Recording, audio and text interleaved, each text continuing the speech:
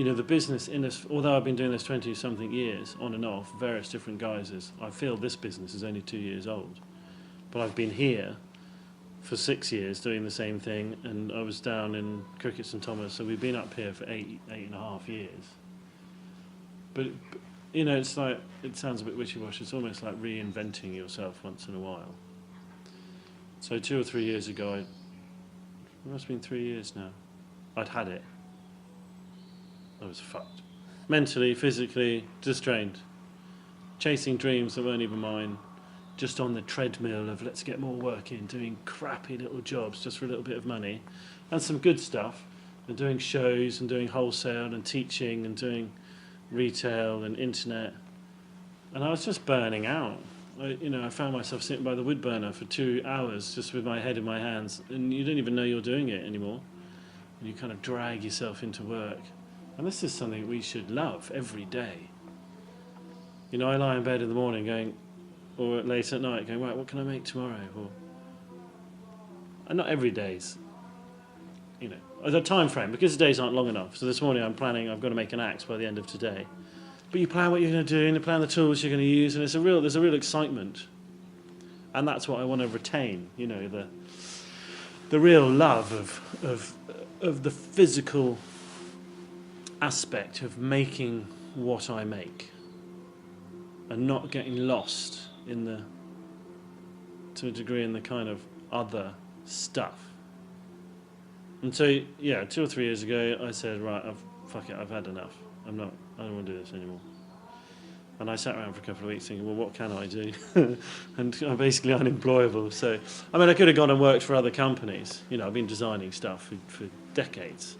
And to design a piece of metalwork is the same as designing a spoon, is the same as designing anything, really. And Louise, my wife, she was great. She's like, look, just chill out. Go and make some stuff for yourself. And that's how I got into knife making. So I thought, I'll just make some knives. I don't sell knives. It's something so different from what I was doing on a daily basis.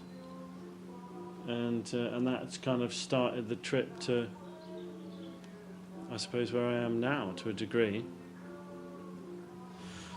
So, yeah, and I thought, right, I've just got to I think looking back, I was depressed. I don't think I was clinically depressed, but I was really fucked off with everything. More, I think, probably myself, more so than anything else. And having young kids, you know, you don't sleep for weeks on end, and it all kind of built up. So I thought, right, what I'm going to do, I took some positive action, and one of the things was to go to the Blacksmith Association AGM up in Wales, and that was really good. I thought, let's get out of the isolation, because it's quite isolated down here. And blacksmithing is quite an isolating job because it's so loud. And so I went up, and that was really good, and met a guy called Heiner Zimmerman, who's just such an inspiration. And he'd given this lecture, and I went up to him afterwards and said, like, you know, Heiner, and he's the son of one of the world's most famous blacksmiths, and they're old blacksmithing family. And he was the talk was, what's the relevance of blacksmithing in the 21st century? What are we all doing here? And he had the auditorium of blacksmiths just spellbound and really dragging people out by the arse, going, you know, what are we all doing, really? And I went up to him afterwards, and I was like, you know, it was just awesome. I'm really struggling. And he said, good. And I was actually quite close to tears. I'm not a massively emotional person, but I was really busted up, and the talk had a massive effect. And he said, good, I'm glad you're struggling, because if you don't question what you're doing every single day, then it's time to give up. And it was like a massive weight suddenly was lifted off because I thought it was all gone wrong. You know, that I wasn't content, and that I wasn't satisfied with what I was doing. I was always searching and trying to, you know, constantly trying to get better and better and better. And actually, so that's precisely, you're on exactly the right path. Now what you have to do is break yourself down and then build yourself back up again. And it was awesome. It was only a 5-minute conversation, but it was quite kind of revelatory. The next step was I booked a course I booked a trip to Sweden, to Gränsfors. And another really random, I'd bought a book off eBay one night. I'd had a couple of glasses of wine. I never buy books because I think, it's a waste of money. You know, technical books. I think, I can do it already. I'm just full of arrogance, what I was. And I bought this book, and in the back of the book, it's a Swedish blacksmithing book, there's a little advert saying, come and make axes. And I thought, oh, great, that'd be great. I didn't have the money, and then they didn't run the courses 1 year. And I finally had made enough money at the Bath Christmas market, and I booked the course, and I hadn't told my wife. And I just said, right, I booked the course, I paid for it, and I'm going to Sweden. She was like, okay, all right. It's obviously part of his mental break. It was like having a loss of faith. You know, when priests say they have a loss of faith, and that's the closest thing I can describe it to, is I had lost my faith in what I do. And if you'd spent my entire life working for something, and suddenly you think, why am I doing it? And I, you know, and I'm no good, and it's pointless. And the work that I'm making is, what's the point of it?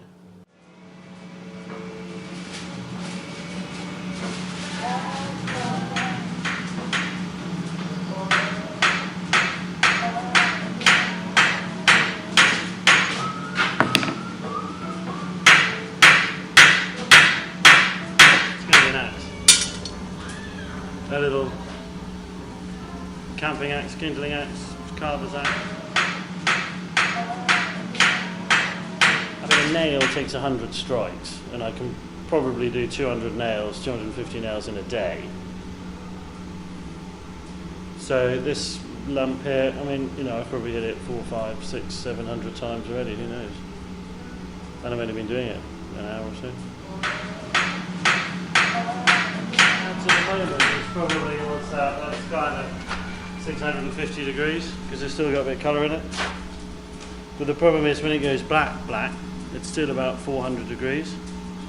And, you know, in the past I've picked up big bars that if I've been forging both ends, I've only done this once actually, and the bar just slid out of my hand and I couldn't work out why I couldn't grip it, and it was just melting the skin off my hand. You don't feel a thing. You don't actually feel, it's much worse burning yourself on a kitchen oven.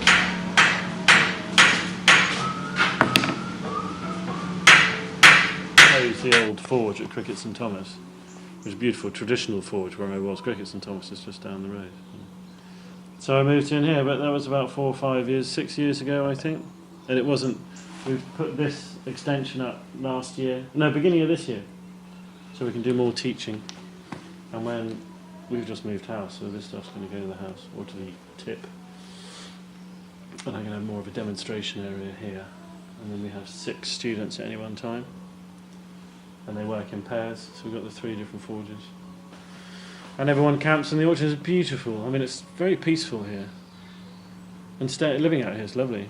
We come for a couple of weeks and you're just in a sort of bubble. We don't have any internet here. Radio is the only connection with the outside world. There's no TV. And I have no internet on purpose, so we get on with work. It's a bit frustrating sometimes. My average day is I try and get in at 8 and leave at 6 or 6:30. Depending on how quickly I can get out of the house. We've got little kids, so it's quite difficult. Then I do my paperwork either in the morning or late at night, you know. So I try and do 10 hours in the workshop every day, and then probably an hour or two is maximum of doing internet stuff. I love the process of making things, the physical process of making things.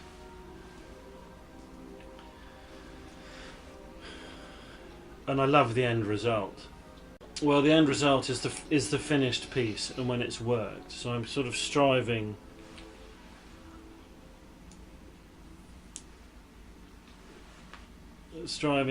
to make the best thing I possibly can at that given time. And I love being a blacksmith as an entirety, because I love the manipulation of the material, and that's the process of taking something clunky and heating it up and changing it, and that kind of sense of connection with the material, with the world, with everything. But the end result, and it's one of the things I dislike about myself the most, is that I strive for the end result too quickly. Because for me, blacksmithing is very emotional. It goes back, you know, to when I was much younger.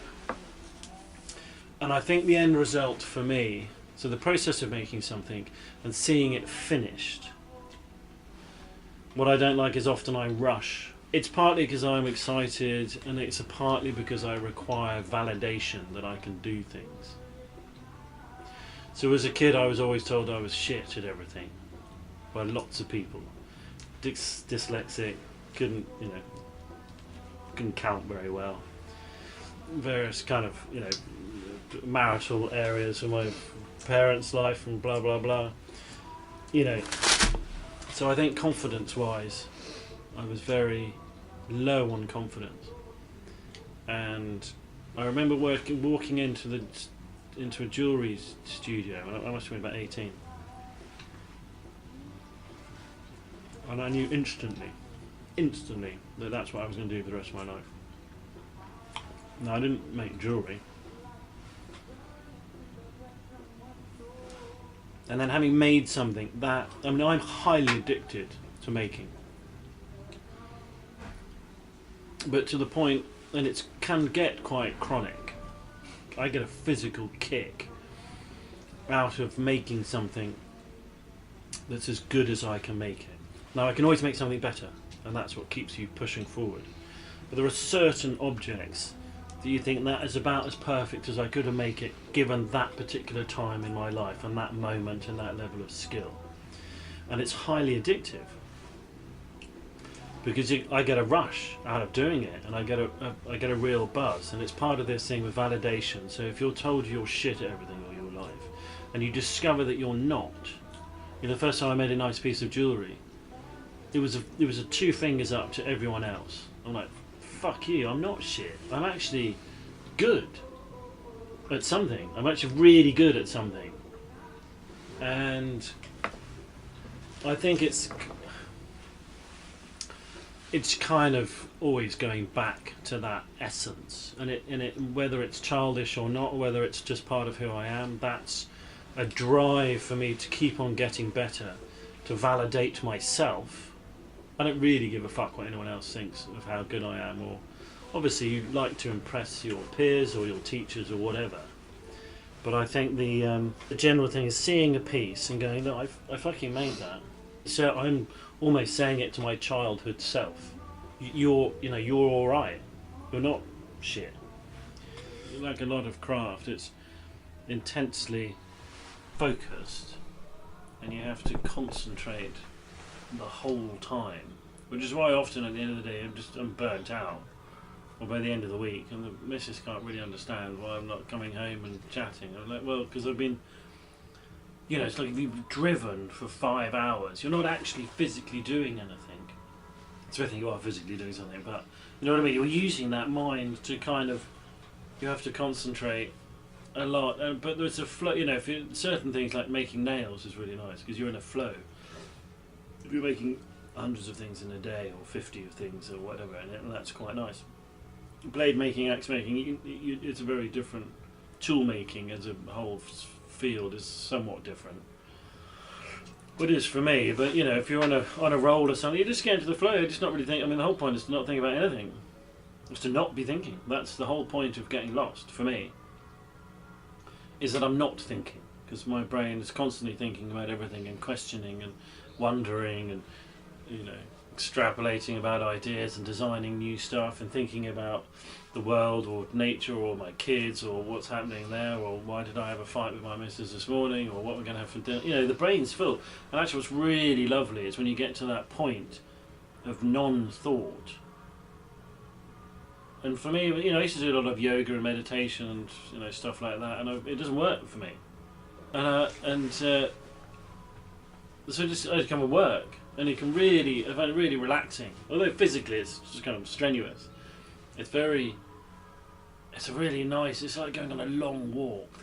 When you walk, you get into that state of non-thought. I like that.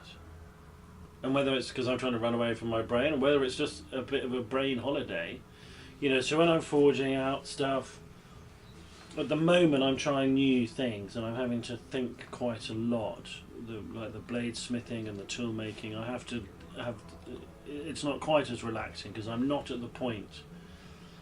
I said to Louise last night, this axe here, I've made. It's one step closer to where I want to be. I show axes to other people, and they're like, they're fucking brilliant. They're not where I want it to be. But I've only made a few dozen axes. You know, and I reckon I need to get to that magic 100 to have the flow, to the feel. You know, with a belt knife, I can make belt knives. I've made loads and loads and loads and hundreds of them. So they flow really easily for me. You still have to concentrate, you still have to focus, and you still have to work to a pattern if you want to. But it's a much more natural process. You know, out of the batches, I tried to keep one of these little Scandinavian style blacksmith's knives. You know, it's just a single piece of steel. And I don't know what it was about that particular one that I thought, right, well, I can't sell that one. So it goes up on the shelf, and eventually they go rusty and they'll go in a box and I'll forget about it. But you know, I tried to keep things, certain of my belt knives. I don't know if I've got my belt knives with me. One of them was just, bam, that's mine. That's never being sold. It was, and it's not about perfection. It being having no faults. It's about a kind of all-encompassing. It's the whole picture. When you look at it, you pick it up, and you feel it. And there's nothing I want to change about that particular piece. And it doesn't happen very often. And that, for me, is that kind of magic. And sometimes I have to sell the pieces.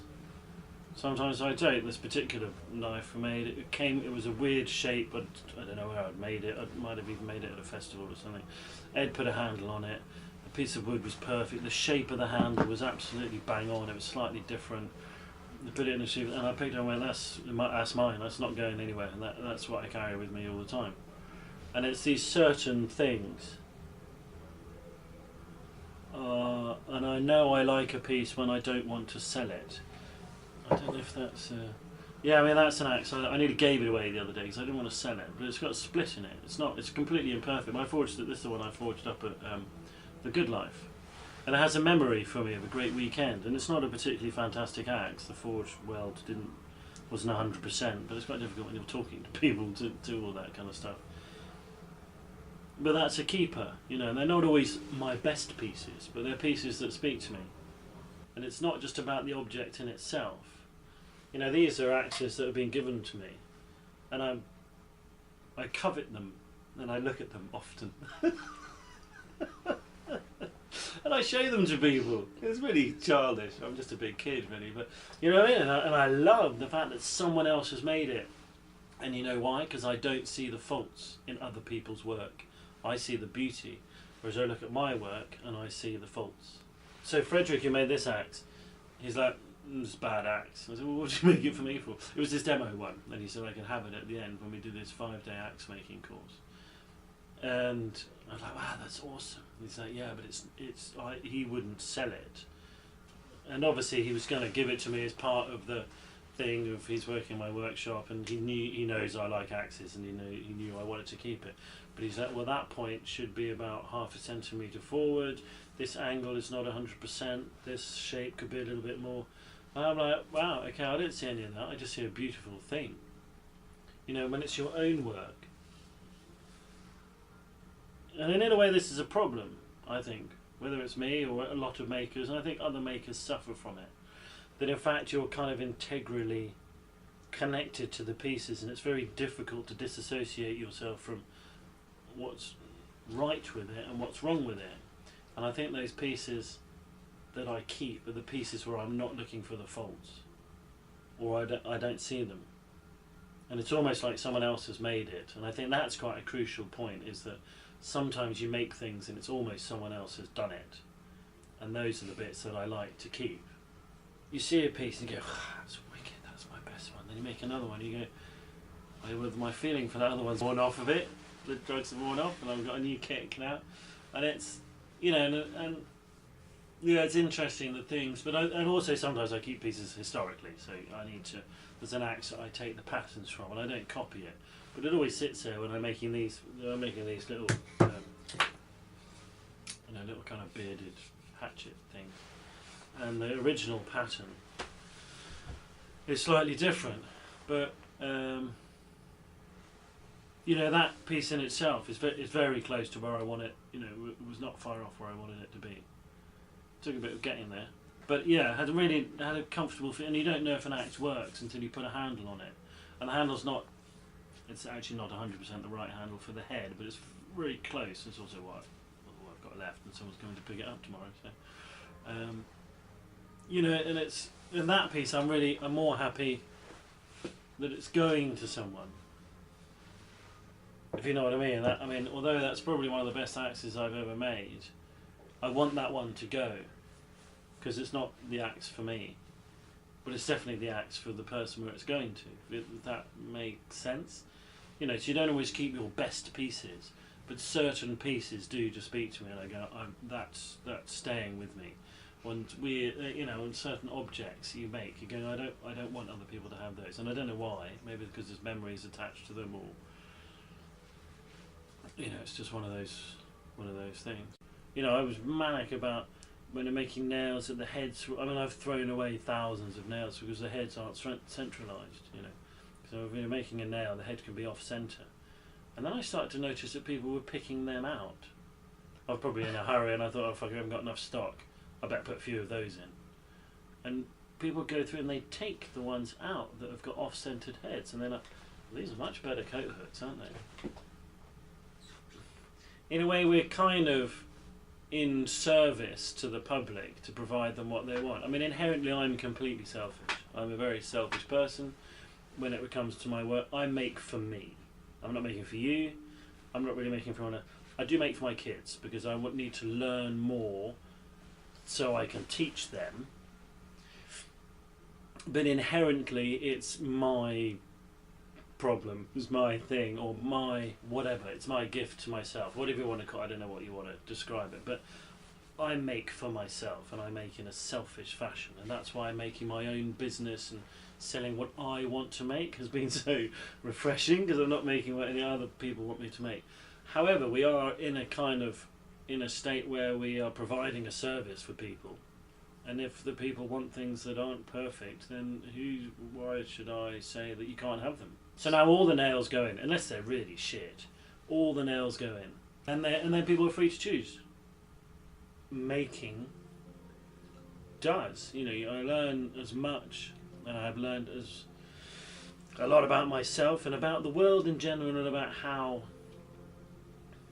nature works, and as human beings are being part of that through the process of making. One of the classic examples is that all elements are in essence the same, and they all follow the path of least resistance. If there's a block of stone in your way, don't try and hammer your way through it. Why don't you just walk around it?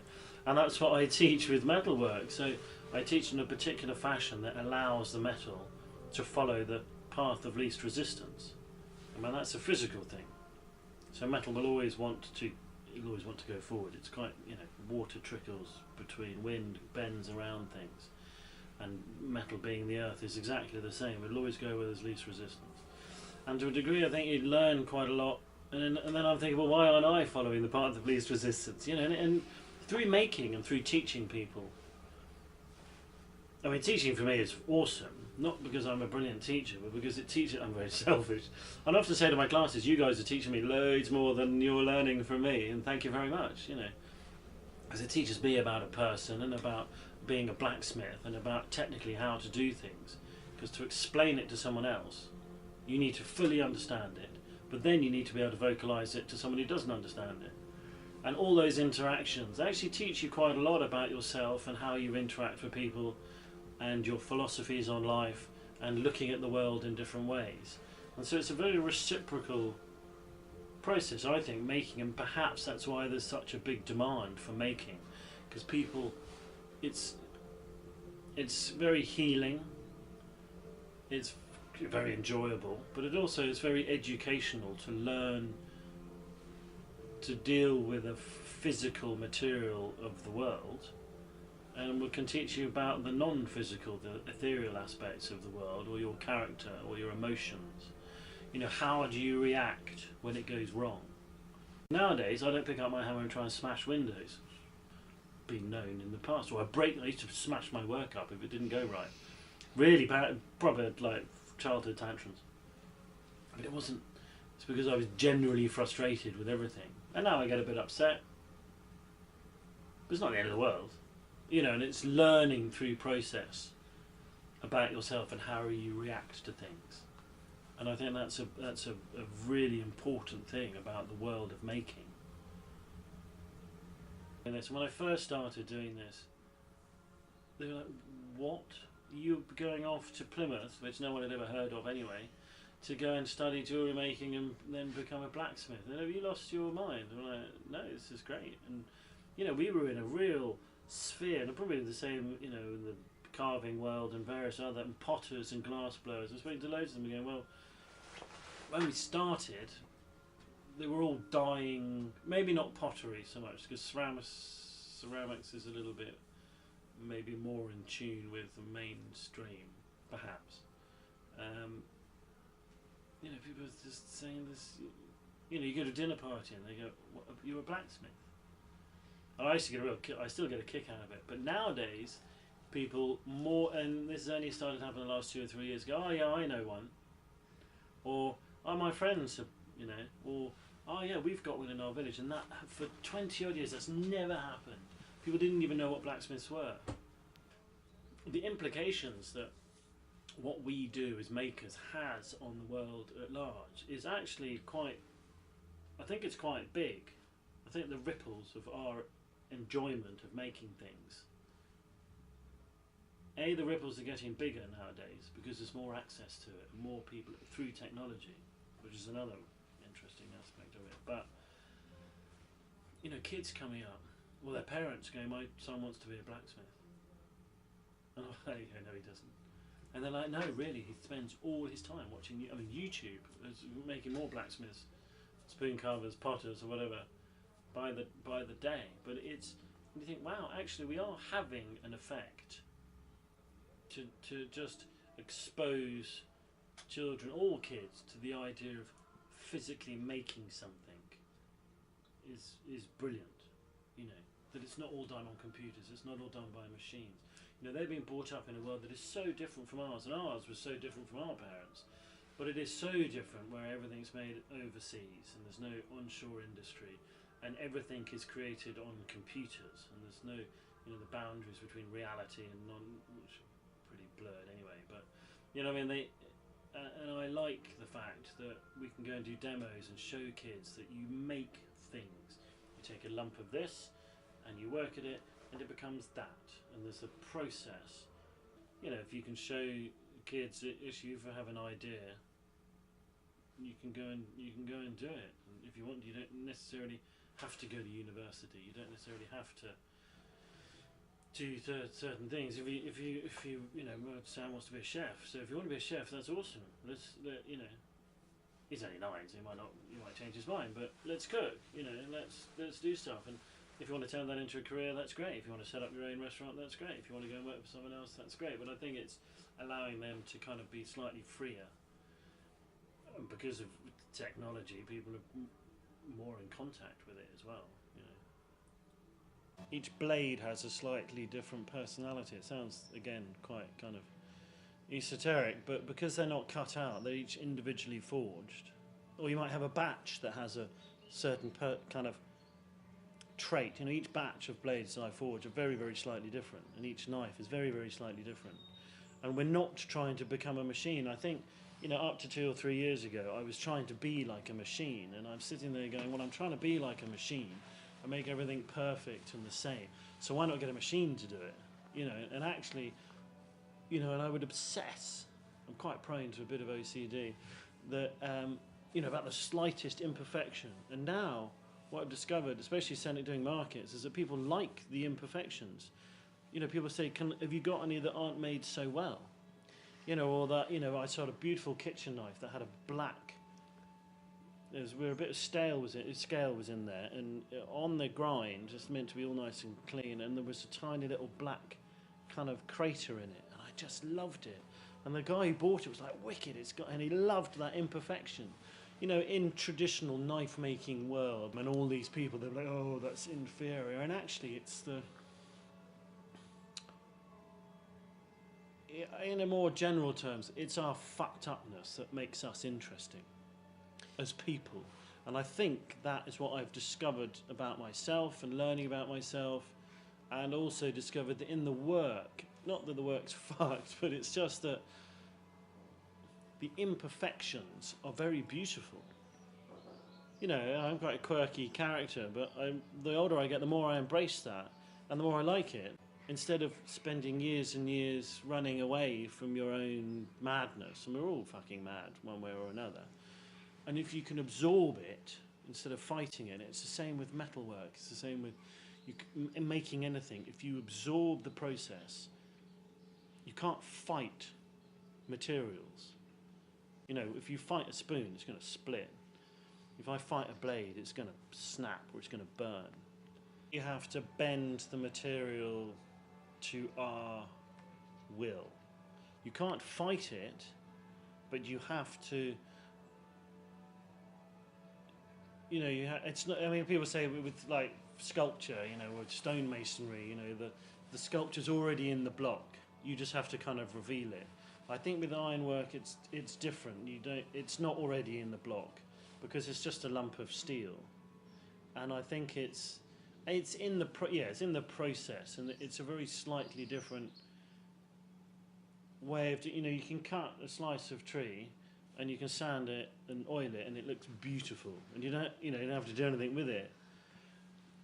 You can't do that with a lump of steel because it just looks like a fucking lump of steel. So in fact, you have to manipulate it, but you have to manipulate it in such a way you're not necessarily imposing your will on it, but you have to work very closely with the material in a particular state. So it's one like pottery and like glass. You have to take the material to a particular state of physicality, of softness, of plasticity. Then you have to work with it to go where you want it to go. But when it cools down, it stops doing that. Or if you've taken it too hot, it just melts. And so you have a very narrow working band. You know, the axe I'm making at the moment, I may have 30 seconds out of the fire to work it. So it's that kind of the space between imposing your will on something and the piece allowing you to do what you want to it. And it's a small area. And what I've but kind of really focusing on recently, is that so if I'm making a kitchen knife, for instance, I can't make 2 or 3 different kitchen knives at the same time. I'd have to, because I've been experimenting with different patterns, and actually what I've realised, I need to have a very, very clear picture in my mind what the end product is going to be able to get there. Now, on occasions, you might get halfway there and it'll take you somewhere else, and you're like, well, that's fine. But you have to have quite a good picture and a good understanding of the processes to take you from A to Z. Yeah, the best compliment for me is for someone to, you know, I sell knives to collectors, but what I want to do is sell a knife to someone who's going to put it on their belt and use it every day, and it's going to look gnarly after a while, or, you know, whatever it is, you know, I've gone into making kitchen knives, which I swore I was never going to do. But actually I've discovered that because it's technically much more challenging than making a small belt knife, I'm really enjoying that technical challenge. And people are going, oh yeah, that's beautiful, wouldn't want to use it. I'm like, no man, you want it. You've got to use, if it's not used, and you know, if someone comes up to me, whatever, when I'm 90 and cranky, and their son comes up and goes, you made this knife. That's an awesome feeling. So it's like almost like making heirlooms, or making things that are going to last in a throwaway society. And it's not a conscious decision for me. I'm not an eco head, you know. But the idea of longevity and making something that's functional, that people can do something with, it's fantastic, you know. And I think I got kind of fed up with the world of interiors and making things like, you know, I can make £1,000 a day making curtain poles. It's so easy, but it's not really blacksmithing, and it's quite boring.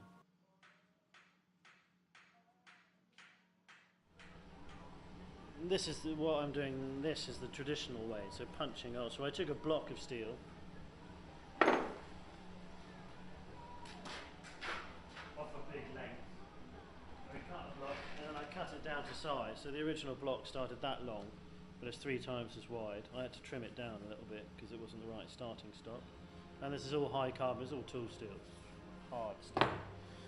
And then it's heated up, and I have a cutting punch. I punched it through with a particular tool, so you punch a hole through it, and then at the moment I've just expanded the hole using these tools. And we made all the tools.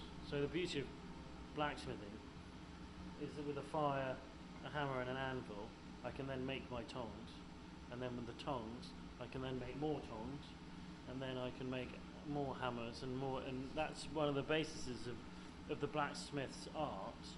So all the tools you use, all the other crafts you use were made by the blacksmith, and that's why sometimes it's regarded as the core of the crafts. It's not any more important, and maybe that's why blacksmiths are always slightly arrogant.